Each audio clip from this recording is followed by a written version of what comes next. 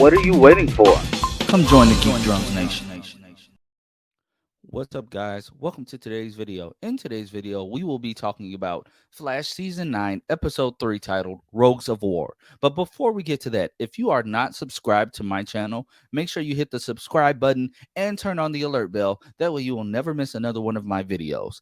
Now, let's jump into this episode. The way I want to do this is not a, actual formal review. I just want to talk about some of the things that I liked and some of the things that I did not like. So, let's start with some of the things that I liked. I liked seeing the West Allen stuff towards the beginning of the episode. It was nice to see that Iris and Barry are taking cooking classes.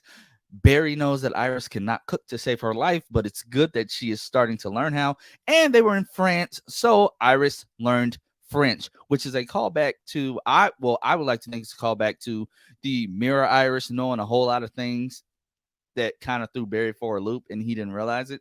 So this is on their baby moon bucket list, if you want to call it, just things to do before she gets pregnant, which we also find out later on that is a big issue she has, like a insecurity, like she won't be able to like break the big story before the baby comes, and after the baby she may not have time. I get that as a parent myself. I have those insecurities at times. I have a lot of stuff that I do, from music to just making content, and sometimes I feel like I'm going to get lost up in being a parent, but it's a balance that you have to find, especially being a first time parent. So I get that. I thought that was good writing, that was good storytelling. Now, there was also a lot of bad storytelling in this episode as well. Well, I won't necessarily say bad, but cringy. The unnecessary Chester and Allegra drama. I thought we got over this hurdle of the will they, won't they crap last week, because we literally did the same thing. They met back up after the weird kiss in the first episode. They were awkward with each other. Then they went to the club. Allegra asked Chester to dance, and I thought we were all good. Jump to this episode. Chester's coming out of the elevator, and Allegra's trying to avoid him. Why are we still doing this will they, won't they crap? I do not like it. And then we throw Keon in on the mix. As much as I want to like this fish out of water thing, just fresh to this world, wanting to learn things, wanting to jump in on stuff, I don't know, guys. It's just something about it that's kind of annoying. If she's supposed to be the key, why haven't we seen her do anything? She just feels like a filler character. They could have kept Caitlin. They could have kept Frost. She feels like a filler character, and I don't care about her scenes when she's on screen, like at all. Like, I literally tuned her out every time she said something today, because I just feel like it will not matter. And for them to say that she's going to be the key in the final episodes of the season, I'm having a hard time believing that right now. I'm just being completely honest. No shade or nothing towards Danielle Panabaker. She's doing an amazing job with what she is given. I still feel like they did a huge disservice to Caitlin Snow. They did not give her a proper memorial or say anything about her in general this week. I get they had a lot going on trying to get the vibrational engine, but if you can make time to talk about a baby and how to handle the rogues, you can talk about a friend you lost, at least in passing. Something. They just act like they didn't find out Caitlin died like a day ago. But I'll leave that alone. So we find out that the new rogues, that's what I'm going to call them, the new discount rogues, are collecting components for a cosmic treadmill. So they're stealing components for that. The last thing that they needed was a vibrational engine that's being held at the DOD.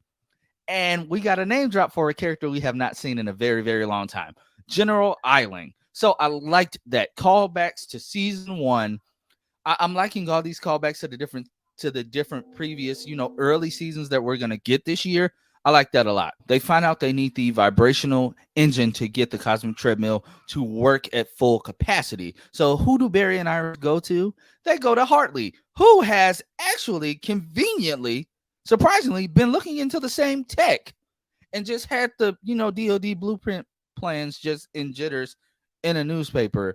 But him and Barry were having this conversation for the first time. I found that hilarious that it was just that convenient, but it's comic book, so what can you do? So Hartley is a plus. It's a joy having Andy Mitness. I know I butchered his last name. It's a joy having him back. I always enjoyed seeing Pied Piper in previous seasons. And seeing him work with Star Labs and being on the team is why I feel as if he should have been brought on as a series regular over Mark Blaine. But we'll get to him in a minute. If you also want to hear me rant about him, go back to last week. But yeah, it's good to have him on. He comes up with the plan to be able to steal this vibrational tech so the evil discount rogues can't get it. I had no other way to say that. So the evil discount rogues of Fiddler, Murmur, and the new Captain Boomerang cannot get it. He comes up with a plan. It's a power dampener at the DoD that keeps Barry from being able to speed in and steal it. So they have these 4 generators that, basically can only be powered down by the use of certain powers. It's one for cold, it's one for sound, it's one that has like gold components, I guess, and it's one for heat, I guess. And of course, we have 4 rogues that fit that criteria perfectly. I know I'm probably misquoting what they actually were, but I just want to get that out the way. We have 4 rogues that fit that criteria perfectly. So they go out to recruit Goldface, Jacob Birch, the hotness, and of course, Mark Blaine, Chill Blaine. So I thought that the recruitment scenes were great. The fact that Jocko was so gung-ho to join because he hated his job at Jitters. I found it hilarious that he was working at Jitters in the first place. But it's good to see he's still doing good. He's trying to stay on the straight and narrow so he can be there for his son. That's good character development, and that's consistent character development.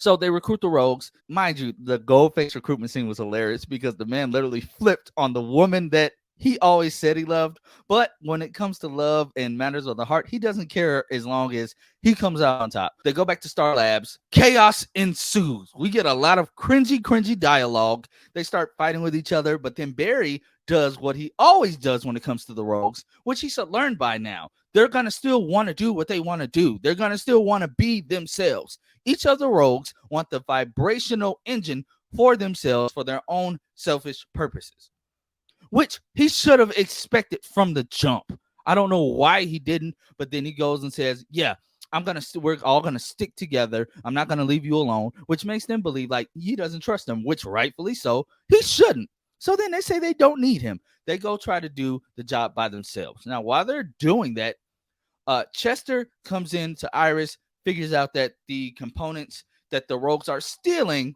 they remind him of some stuff that they have seen at Wayne Enterprises, Wayne Tech, which makes sense because we know Ryan Wilder is a version of Red Death. Ryan Wilder, is a version of Batwoman.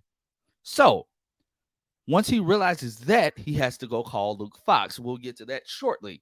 But Iris and Barry have a talk. Like I mentioned earlier, they talk about her apprehension about the baby and what can happen before and after, yada, yada, yada. That makes Barry realize that he should have had more faith in the rogues. So he goes to catch up with them.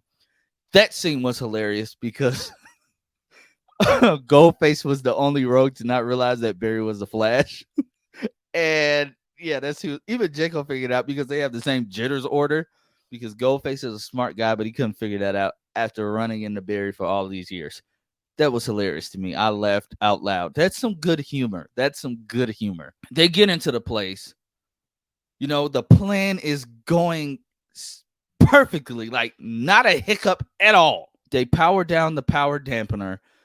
Barry phases in, grabs the engine, but then the dampener comes back on. He figures that maybe one of the rogues, turned one of their power engines, one of the generators, he figures one of the rogues turned their generators back on. Lo and behold, it's the guy I hate. It's Chillblaine. Why? Because Red Death promised him she'll help him get Frostback. And Chillblaine is a simp and an idiot. He went along with the plan because he's mad at Barry in the first place. He's butthurt. He's mad at Barry. That's why I still hate the guy.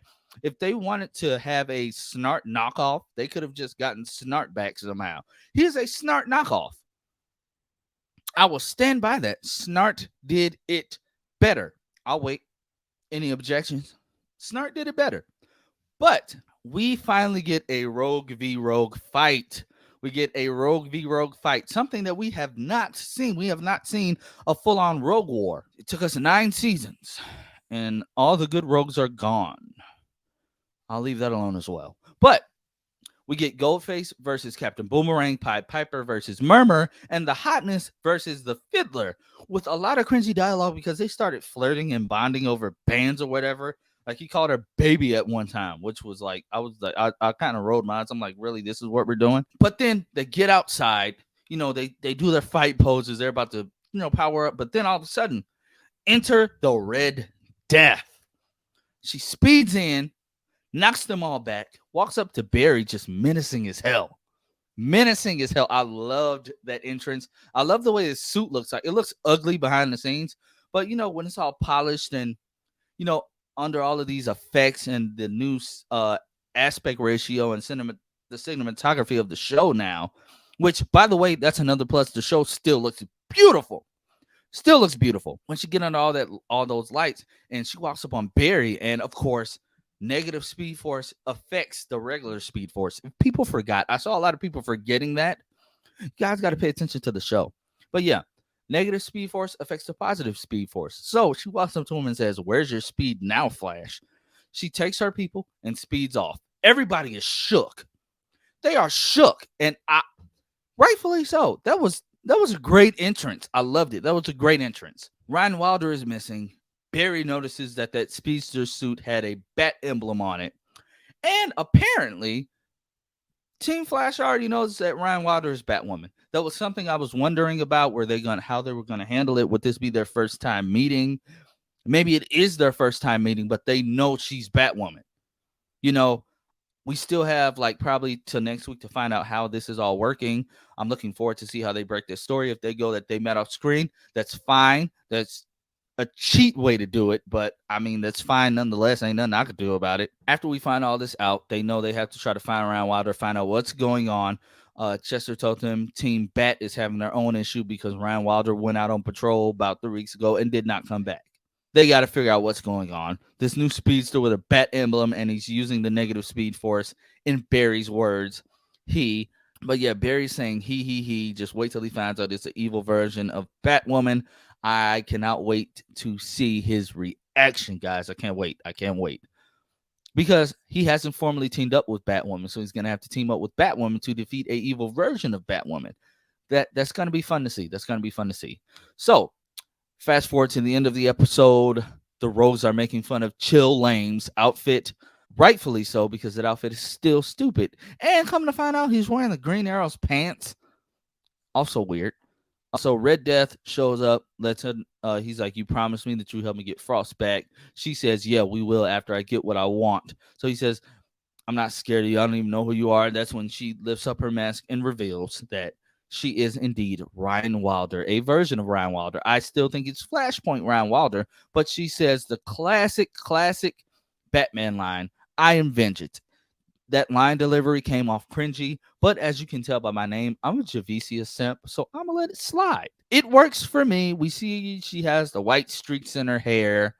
I wonder what else is wrong with her. That redeemed the episode for me. The Red Death stuff is uplifted by, not uplifted. The Red Death stuff is above everything else. The Rogue War, it was cool seeing Goldface. He wasn't as bad as usual. Jacob Birch wasn't as bad as usual. And Hartley never disappoints. But everything else, the episode was just mid, guys. So I'm saying it's a flat 7 out of 10 for me. A flat 7 out of 10. It was just fun. I wasn't rolling my eyes like I was last week for 90% of the episode. It was just fun. So, guys, let me know down below in the comment section. Did you enjoy this episode?